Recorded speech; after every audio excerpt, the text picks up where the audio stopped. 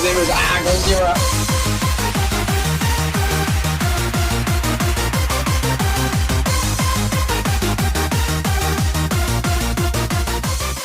What's going on, Godzirra Nation? This is ArghGodzirra, and we've finally got some understanding on what's going to go down with the AFL 2020 season. Sort of. They came out with a press conference today. Gil McLachlan, late to his own press conference by 15 minutes, if you don't mind. But he came out, made a few announcements, and this is where we currently stand with how this year's going to play out with football. First and foremost, the AFL wishes to advise the following meeting with AFL state CEOs that a collective decision was made to postpone the operation and or competitions within the state leagues of football, which includes things like the Victorian Football League, the VFL, and VFLW, the South Australian National Football League and the women's variant, the NEFL, the WAFL, the Tasmanian League, and all talent programs associated with those associations will not be either commencing at all, training or otherwise, and has been postponed until May 31st. It was a decision collectively agreed upon because of the part-time nature of the competitions and financial implications for the league setting up and all that kind of stuff. But I think this alone sets precedence for where the AFL season is going to sit. Now, in relation to the AFL, no decision has been made yet, which is absolutely ridiculous. We're only a couple of days out from round one, and this is the second time they have set up a press conference to tell us what's going on, only to tell us they haven't come to a definitive conclusion. They did, however, tell us a little bit about what's going to go down as a whole for the competition, not just round one. They have officially announced that this year, instead of 23 rounds of football like we have seen for past years, for many years, we are going to have only 17 rounds. They have taken 6 rounds away from the fixtured season, which means every team will play each other one time, no repeats, and then we have our final series deducted from that. With that fixture going down, the first 4 rounds of the fixture will remain the same. Regardless of whether it starts this week or they postpone it to another date, the season will still open with Richmond versus Carlton, and every other game fixtured for those 4 rounds will still go according to who the clubs have been fixtured to play against.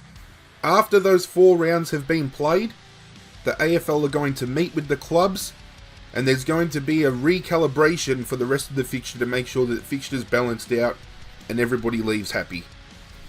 A lot of people are upset with this move. A lot of people would have rathered the season just be postponed and we have 23 rounds of football. Some would have preferred that instead of dropping a few weeks off, we just cancelled the year altogether. Personally, I would have rathered see the season pushed back than played in front of a completely empty stadium. To me, it loses a little bit of integrity of the game. There's no atmosphere, and I'm just on the personal belief of if no one can physically go in and enjoy the game, which is our right as members and spectators, then just postpone it until we can. I might be the only person who thinks that way. We're all entitled to our opinion. I would love to know your opinion on what you think about whether the season should be postponed or played in empty stadiums. Let me know in the comment section down below. But there's so many things that have offshot because of this announcement. Tom Morris has already come out and reported that AFL players are going to be forced to possibly take up to 20% pay cuts if the season is shortened, which it has been.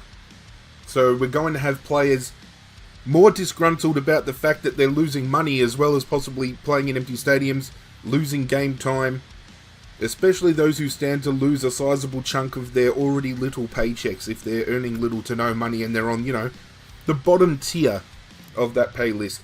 People like Dustin Martin and Lance Franklin and the players that are getting paid millions and millions, they'll still make all their money with their endorsements, but this is going to hurt the rookies coming into the system or the players that have been there for a while but haven't really elevated their contracts to the next level.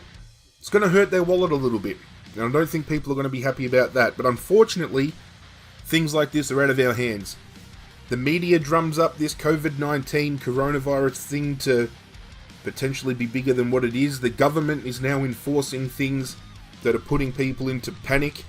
I mean, I've seen viral videos around here in Australia with men and women punching the shit out of each other to get a packet of toilet paper off the shelf. And I'm not even kidding. That is no exaggeration. I've been talking to friends from different points of the globe, and they're just flabbergasted to hear things like that are going down. They're in similar situations, but the world's just gone to shit. I don't understand. At least we've got a little bit of inkling now as to what the season's going to hold for the 2020 season.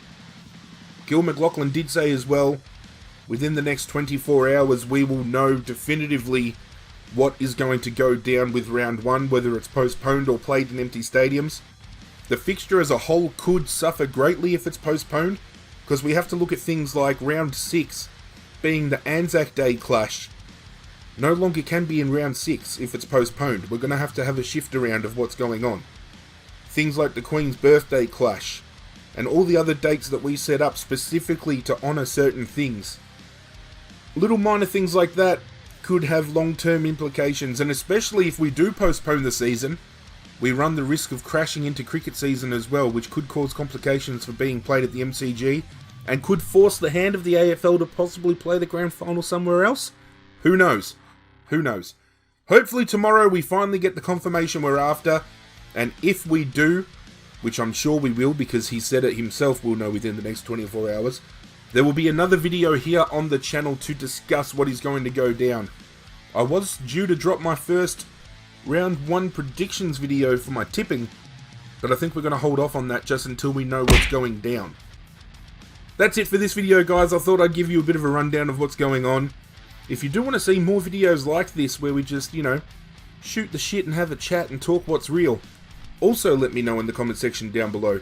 Feel free to hit that subscribe button if you're new to stay up to date. I've got a footy tipping competition that will go live if the season stays true. I will link that down below in the description as well. But that's it from me, guys. I'm out of here, and as always, I will catch you guys next time.